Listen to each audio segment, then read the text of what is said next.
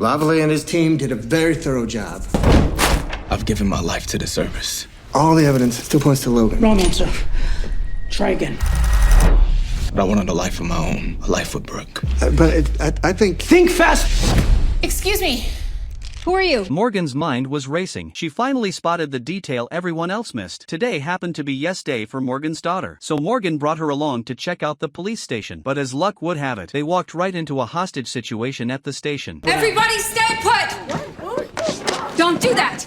Don't do that! Forget everything you've been trained to do. The criminals claimed they had already smuggled in a box of bombs. One officer tried to fight back, but the bad guy overpowered him easily. The police had no choice but to follow orders. They surrendered their phones and weapons. Morgan could only text her daughter as fast as possible, telling her to run and hide immediately. The hostage takers had a pretty unusual demand. They weren't after money. Instead, they wanted the police to reopen an old case. An innocent man is about to spend his life in prison for a murder he did not commit, We're here to do for him what we know he would do for us. which gives you a second chance to find the real killer.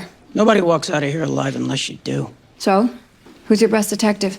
I am. The SWAT team had already surrounded the building. The two suspects were identified. Both of them were retired U.S. Army veterans. Since there were bombs planted inside the station, they couldn't risk the lives of a room full of people, so they had to open the old case back up. Just a few days ago, a military instructor was murdered in his own RV. The police found a fingerprint on the murder weapon, and they quickly arrested a soldier as the suspect. Since they had a massive argument that night, no matter how they investigated it, all the physical evidence pointed straight to this soldier. Morgan looked closely at the details of the case. She quickly noticed something off, and she immediately showed it to everyone. Look at the blood.